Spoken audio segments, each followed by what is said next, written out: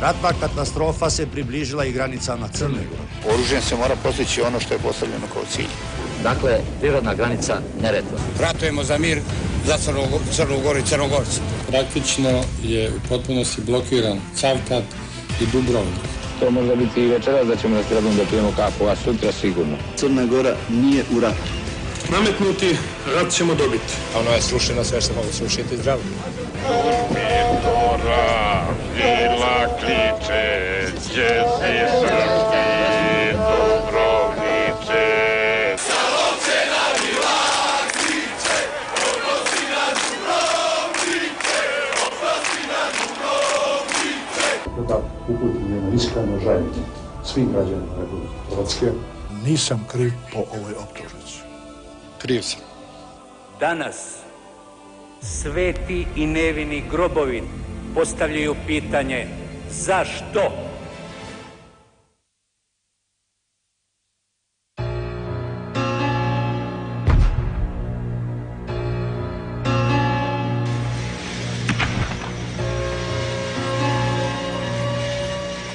Tokom oktobra 1991. godine, kao dio šireg strateškog plana pod nazivom RAM, koji je trebalo da okupi sve Srbe u jednoj državi, snagom pješadije, artiljerije, avijacije i mornarice uokviren je i Dubrovnik, u kojem nije bilo ni ugrožene srpske manjine, ni vojnih kasarni. Fascinacija teritorijama velikog stratega iz Beograda i surova geografija rata odveli su crnogorske rezerviste pod skutima armije koja se još nazivala Jugoslovenska, suprotno ranijem obećanju republičke vlasti daleko od granica Crne Gore, koja zvanično po zaključku državnog vrha nije bila u ratu. I dok su republički zvaničnici obilazili ranjene ratnike u bolnicama, dok su u gotovo svako crnogorsko mjesto stizali kovčezi s mrtvim vojnicima, a majke i crnogorske i hrvatske oplakivale svoje sinove, dok su gorjeli Konavli, Grude, Zvekavica, a miris baruta prekrio jug Dalmacije, na sjednicama Skupštine Crne Gore, koje su počinjale minutom ćutanja i odavanjem pošte poginulim, pokrenuto je pitanje ratnih ciljeva. Od 17 poslanika reformske koalicije, koja je više od 4 mjeseca bojkotovala rad parlamenta, na zasjedanju 4. oktobra učestvovao je jedino Žarko Rapčević. Mislim da je nužno i slažem se tu sa predlogom Narodne stranke i tekako preispitati sad na početku ovog rata koji mislim da će nažalost suviše dugo trajati, mnogo duže nego što se to nekima čini, da će to tek tako poći i osvojiti se tamo do Pule i do Zagreba i da će to biti procvat posle toga. Mislim da bi te stvari trebalo raščistiti. Zar treba postavljati pitanje zašto sada van Crne Gore? Hoćemo li ostaviti pripadnike JNA i sve one koji žele da zajedno žive sa nama na nemilost ustaškim zvijerima?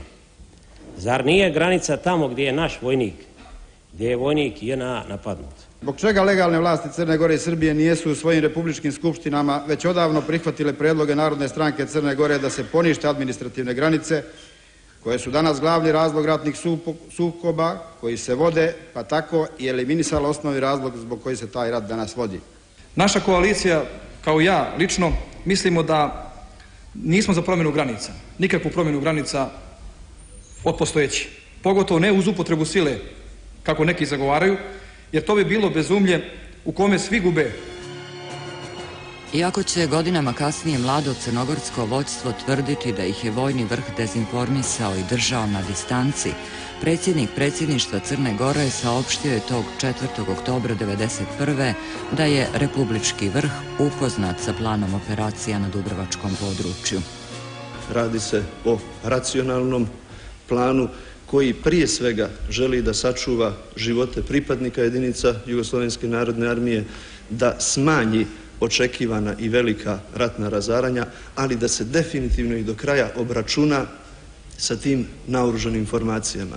Ono što je važno, to je snažno ubjeđenje da se time ne postavljaju nikakve nove granice, ali kad neko pita gdje je granica, mi moramo da kažemo da je ona iza dometa oružja koje imaju u ruci upravo te formacije. Na kraju sjednice glasovima vladajuće i Narodne stranke usvojeni su zaključci kojima crnogorski parlament ofanzivi JNA na Dubrovnik daje političko pokriće.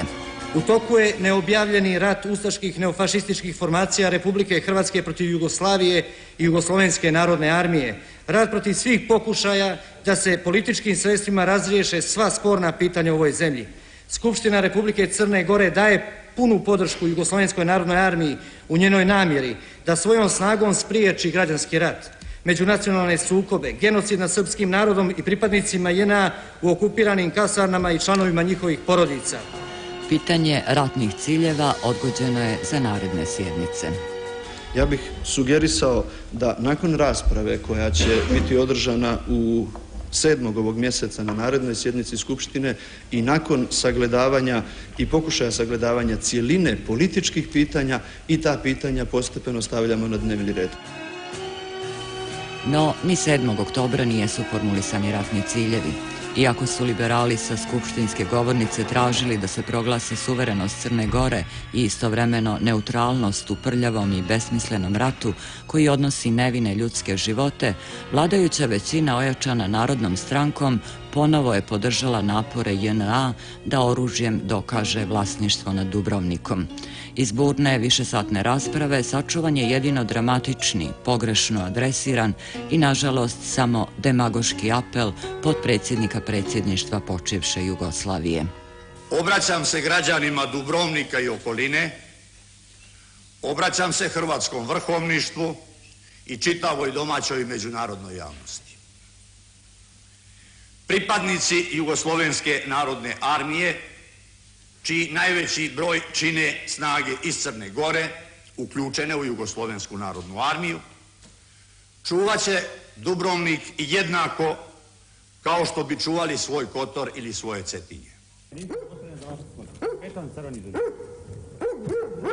6. oktobra Dubrovačko ratište obišao je Vojislav Šešelj, a sedmicu kasnije smotru vojnika na frontu izvršili su potpredsjednik predsjedništva Jugoslavije i predsjednik predsjedništva Crne Gore.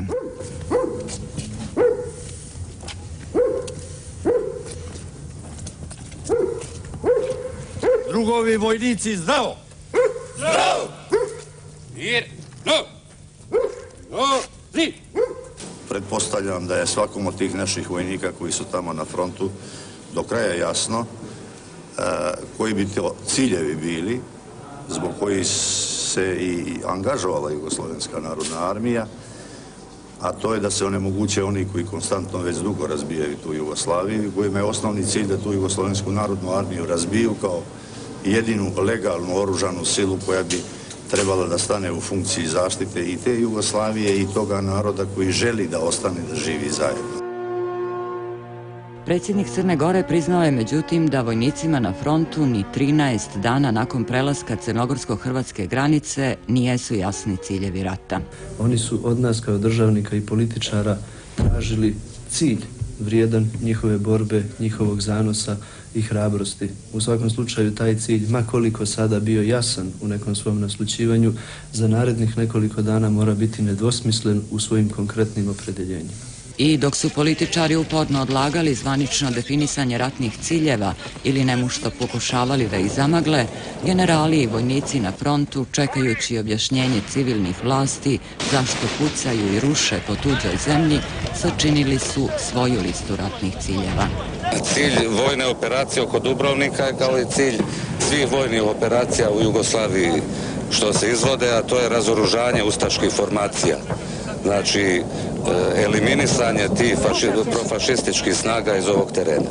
Jugoslovenska narodna armija ima osnovni cilj koji je javnosti do sada nekoliko puta od saveznog sekretara iznet, a to je da ona ne ide u nikakvu agresiju, to je i dalje narodna armija koja želi da spreči krvoproliće širih razmera. Oružjem se mora postići ono što je postavljeno kao cilj, nema druge. Mi nismo armija koja se bori ratom za nekakvo osvajanje nekih teritorija, nego se bori da ratom ostvari mir na čitavoj teritoriji Jugoslavije. Ratujemo za mir za Crnu Goru i Crnogorce. Naša su opredeljenja, naše su želje i htjenja da idemo sve dokle smatramo da se i odakle se brani Crna Gora kao naša osnovna domovina. Dakle, prirodna granica Neretva. Rezervni kapetan Radera Doman, komandant Barskog bataljona u ratnom pohodu 1991. prisjećajući se tih dana, kaže da su ubrzo po odlasku na front i on i njegovi vojnici shvatili da je rat besmislen i da su ih poslali predaleko da zaštite crnogorske granice. Odlaskom na ratište sve je postalo jasno. Vojska JNA stavila se na jednoj strani i vidjelo se da cilj te vojske nije očuvanje Jugoslavije i da se bori za neki mir, već je to bilo svrstavanje na jednoj strani i više se tu težilo nekom pokoravanju. Iako nije bilo racionalnog objašnjenja za iracionalne ratne ciljeve, nesinhronizovana vojna mašinerija nastavljala je nesmetano svoj osvajački pohod prema Dubrovniku, ostavljajući žrtve na obje strane. Evo kako je izgledao samo jedan dan te ratne jeseni, 5. oktobar 1991. u 5 slika.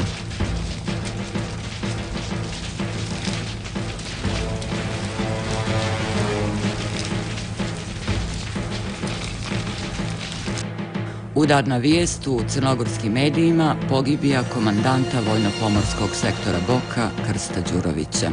5. oktobra 1991. godine u 15 časova i 15 minuta u širem rejonu aerodroma Ćilipi u visini sela Popovići od strane ustaških oružnika pogođen je oboren helikopter Gazela u kojem su se na izvršenju borbenog zadatka nalazili general potpukovnik Jevrem Cokić i kapetan bojnog broda Krsto Đurović, koji je od zadobijenih povreda preminuo.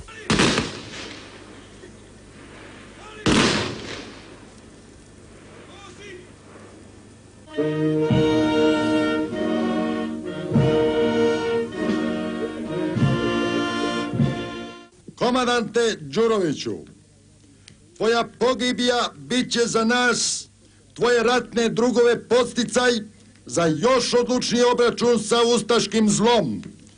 Podsticat će nas na još veću hrabrost i odlučnost da te osvetimo. Drug Krsto je borcima stalno ukazivao da je naš neprijatelj ustaška vojska, a ne hrvatski narod. Tražio je da se štite civilna lica, da se spasu materijalna dobra, a posebno kulturno-istorijske vrednosti. Momir Bulatović u pravilima ćutanja piše da nikada nije dobio zvanične rezultate istrage o smrti admirala, da se po svoj prilici radilo o takozvanoj prijateljskoj vatri i da je neko izgleda tragičnom greškom pucao, misleći da se radilo o neprijateljskom helikopteru. Svjedočeći deceniju kasnije u Haškom tribunalu, nekadašnji ministar inostranih poslova Crne Gore Nikola Samardžić i ratni gradonačelnik Dubrovnika Petar Poljanić tvrdili su da je admiral Đurović bio protivnik rata i također posumnjali u zvaničnu verziju njegove pogibije. Krsto Đurović je poginuo pod nerasvjetljenim okolnostima i ja ne mislim da je poginuo u borbi, a znam sigurno da je čestiti čovjek iz čestite porodice i da je on iskreno govorio da on neće da ratuje protiv Hrvatske. Nije bilo jasno da ga nismo ubili jer ga jednostavno tamo nije uopće bilo naše vojske gdje je on poginuo i odmah mi je bilo jasno da se radi o nekakvim njihovim kombinacijama da bi na kraju nedvosmisleno saznao da su ga ubili oni. Poljanić je u tribunalu ispričao da mu je uoči samog početka rata admiral Đurović tokom susreta u Herceg Novom rekao da dok je on na čelu vojno-pomorskog sektora Boka, nijedna granata neće pasti na Dubrovnik. Tako je i bilo. Sve do 5. oktobra kada su hrvatski mediji javili da je ironijom rata od granate ispaljene s broda Jugoslovenske mornarice u svom stanu u rodnom Dubrovniku poginuo poznati jugoslovenski pjesnik Milan Milišić, Srbin po nacionalnosti, prva žrtva srpsko-crnogorske agresije u samom gradu. Istoga dana crnogorski mediji umalo su sahranili i gradonačelnika Dubrovnika. Kruže informacije da su gardisti i plaćenici ubili predsjednika opštine Petra Poljanića, koji je navodno htio da istakne bijelu zastavu na gradu. To je bilo, objavljeno je na televiziji Podgorica, pa je prenio Novi Sad, pa onda čitav svijet, jeli? da je ubijen gradonačelnik Dubrovnika. Čak je moja žena dobila i nekoliko brzojava sućuti. Zbog prinudne promjene adrese, tih dana telegrami saučešća nijesu mogli stići ostarjeloj Pavi Mišić, čiji je nepokretni suprug izgorio u kući zapaljenoj granatama JNA u tek oslobođenoj Zvekavici. Pa mi je sve govorio, Pavi moja, nemoj me ostavi, ja neću moj Antone, ja tebe ostavi. Nemoj me moja Pavi ostavi, a ja nisam znala ono kako je cijeli dan pucalo mi na kuću, nisam ja znala da gori okolo, ništa. Jel ste ga ipak ostavili? On ostao jadan na postoji tako i izgorio u kući. Već plahum pada. Nisam htjela ga ostaviti dokle nisam vidjela da plahum pada. A gdje bi mi išli? Polako putem, odavde na tamo ste slobodni, ali ovdje ću sada gađa. Zbog toga, majku. Čujte, kako ću vi reći, gdje će nama biti ona, ko će liđete? Pa ne znam, jel imate prijatelja negdje pozadi, ja nemam gdje da vas nestim. Jesu li gorele čilipe? Jeste, čilipi su evo ovdje gore polako. Nijesu zgorele, nijesu, jesu. I to sam spalio jer su me gađali, ubili su mi vojnike. Ima li iko da nije spavio? Nema ljudi, uđite, slobodno spavajte. 5. oktobar 1991. bio je samo jedan od bezbroj ratnih dana koji su ostavili neizbrisive tragove u životima takozvanih običnih ljudi. Najteži dan mi je bio u kući 5. 10. mjeseca, kad je iznenada zapucalo s brda, nisam znala okle. I to je bilo stravično. Tu sam čula, padaju stakla okolo mene po kući. Znate li što je klačinara? Ja ne znam, otpada žbuka otpada od kuće. Vrata se naglo s treskom otvaraju od granata tih. Ostavljajući upravo srušenu kuću u Župi Dubrovačkoj, Anka i Pero Duper pod kišom granata izbjegli su u Dubrovnik i počeli živjeti izbjegličke dane, koje su kratili listajući stranice dnevnika koji je Anka vodila od početka rata. Ja sam ga pisala samo za moju dušu, da meni olakša te patnje iz dana u dan, da stavim na papir ono što mi se događa. U dnevniku je ostalo ženskim pismom zabilježeno i sjećanje na 11. novembar, 36. izbjeglički dan u Dubrovniku. Već 4. dan smo pod zemljom. Baš razgovaram o tome da bar znamo do kada, pa bi brojili dane kao osuđenici, a mi ne znamo ni što će biti sutra, a ni za 1 sat ili noćas. I u životnom kalendaru svih zatočenih Dubrovčana sredina novembra i 1. decembarski dani 1991. označeni su kao najteži u ratu, tokom kojeg je, prema podacima gradske vlasti, samo na Stari grad palo 1058 granata. Objektivno su najteži dani za Dubrovnik bili 10. 11. 12. 13. 11. i 6. 12. onda 29. na Svetog Petra, 29. 6. 92. A sve do 95. je bilo užasno. Nije niko smio preko Straduna proći jer je bio to, tašna je pozicija gore sa Žarkovice da se puca i tu je nekoliko ljudi pogine. Evo tu je poginuo ovaj mali fotograf čuveni Pavo Urban. Mladi dubrovački fotograf Pavo Urban od početka napada na rodni grad pa sve do posljednjeg kadra 6. decembra 1991. vodio je, kažu, svoj rat art, uzvraćao fotografijom na plotune s brda i ostavio za sobom neporecivo svjedočenje o stradanju grada. Tih najtežih ratnih dana SOS poruke iz Dubrovnika upućivao je iz noći u noći radioamater Dubravko Lasić.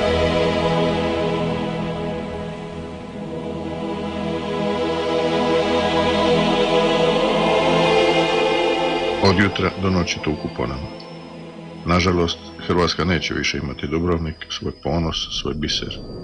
Razara se stara jezgra, gore hoteli, požari haraju.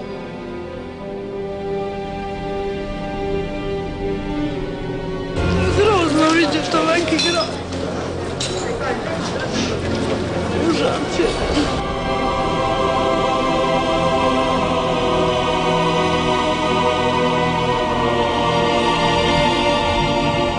Televizija Crne Gore tvrdila je tih dana da Dubrovčani paleći gume ubijaju ratnu dokolicu.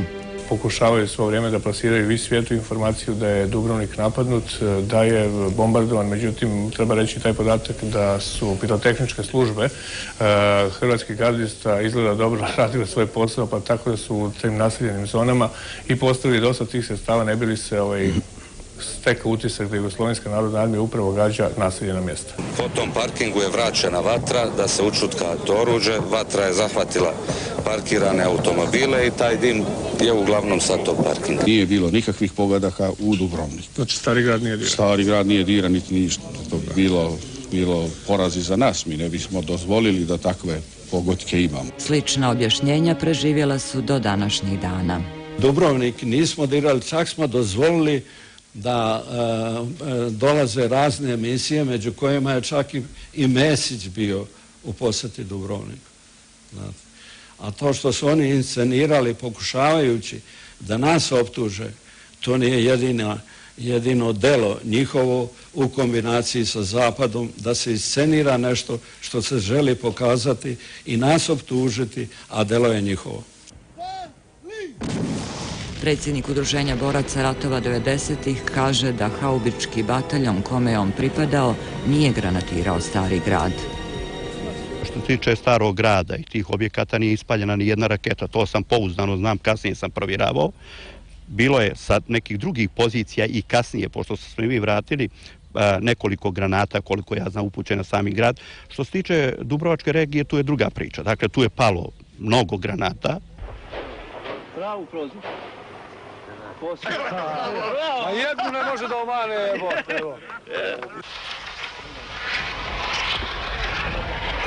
Ova dobro ide. Dobre, u vodi je. Odlično, to.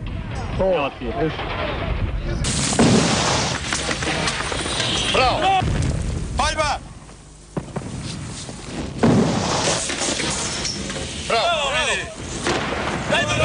Taj toranj je uništen, to nam je bio glavni zadatak, a za sljedeće očekujemo zadatak. Pa ono je srušeno, sve što mogu srušiti zdravo. Nema tu... Hajde još tata da pane pa ćemo vidjeti. A što se tiče Cotata, ja mislim sranjen, jer tu je toliko granata palo da je sigurno. Mi smo juče izveli jednu akciju, rekao bih, više na zahtev građana koji su nas na jedan način i molili da uđemo da bi ih spašavali. Tako da jučerašnju akciju ja više nazivam spašavanje građana. Tako su spašena i ostala mjesta u okolini Dubrovnika. Sve razvalju do dalje. Tako je. Volio bi da sam stoko, da uzletim ja visoko i da vidim plavo more i sva brda Crne Gore.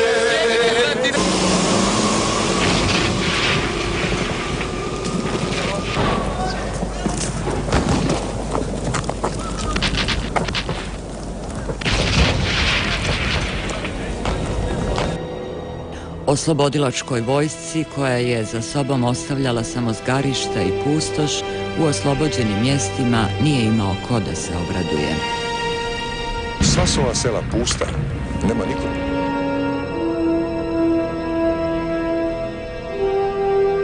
Svi su pobjegli. Samo nas 4 ostalo da hranimo stoku, a ono sve garda očerala.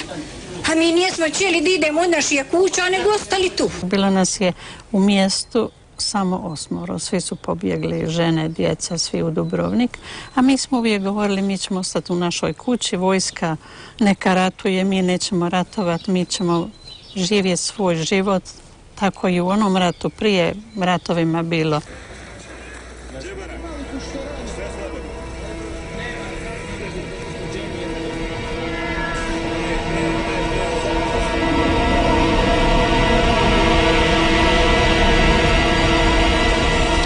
Rezervni kapetan Rade Radoman tvrdi da za vrijeme boravka njegovog bataljona na ratištu nije bilo bliskih susreta sa ozbiljnijim hrvatskim formacijama. Sve su to bile neke manje vojne formacije, više neke grupe, eventualno jačine voda. Istina, u nekoliko navrata ja sam odbio da izvršim naređenja i možda time ispriječio neki ozbiljni kontakt. Za 4 mjeseca koliko sam proveo na ratištu Konavlima i Hercegovačkom ratištu Ravnom, ja sam vidio svega 10-15 hrvatskih vojnika, a u tom periodu saznao sam i od svojih drugova da nisu vidjeli možda u Platu ili Slavnom gdje ja nisam bio, tamo ih je više bilo, a na ovom području nije. Tako da smo sretali samo stare ljude, djedove i bake koji su ostali na svojim imanjima i nisu bježali, mi smo im pomagali koliko smo mogli u tom periodu. Pred naletom JNA stanovnici iz okoline Dubrovnika, ali i širih gradskih zona, povlačili su se u stari grad, vjerujući da će u njegovim zidinama zaštićenim zastavama UNESCO naći siguran zaklon. Svi ljudi su nagrnuli u grad.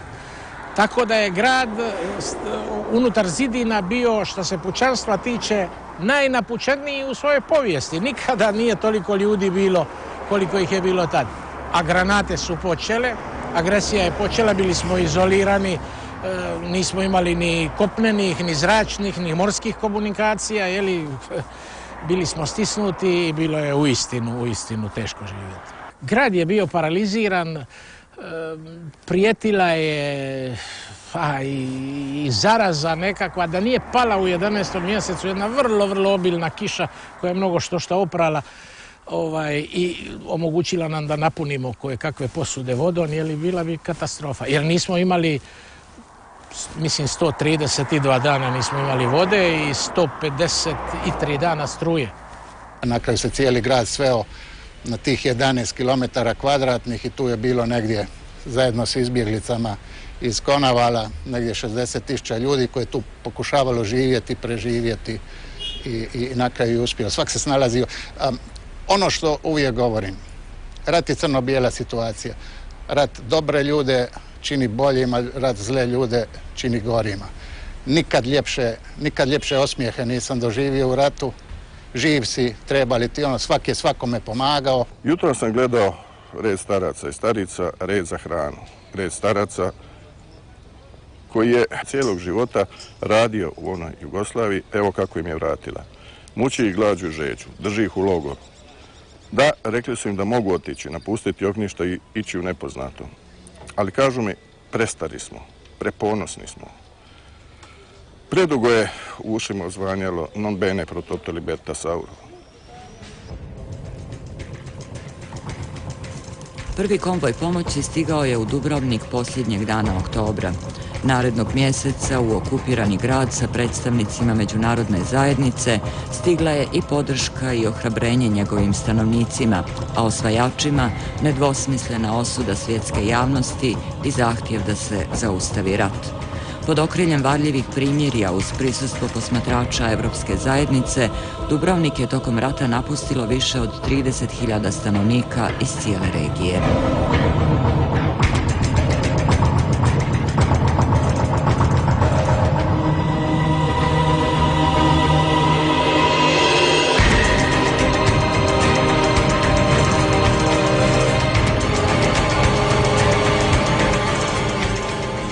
Oni koji su otišli ponijeli su u oku slike porušenih domova i napuštenih zgarišta, pocrnjele ratne razglednice mjesta u kojima su živjeli svoje živote prije oslobođenja. Oni koji su ostali nastojali su da konsoliduju svoje snage i uzvrate osvajačima udarac, oružjem, ali i riječju, prkosom, muzikom i pjesmom. Uoči jednog od najtežih napada na grad, 5. decembra u Dubrovniku je obilježena 200. godišnjica rođenja Mozarta. Onda sam organizirao tu, baš ovdje u katedrali, koncert simfonijski orkestar, svirao se Eine kleine Nachtmusik i Mozartova radosna djela. Radosna djela. Oni su donijeli tu na ovo brdo iznad Dubrovnika jedan ogroman razlaz. I tu je guslar cijeli dan guslo na razlazu, a dole je svirao Mozart. Mislim, to je suludo, to ne možete ni onoga Tarantina, to ne bi on stavio film, jer to je nešto što graniči sa nemogućim.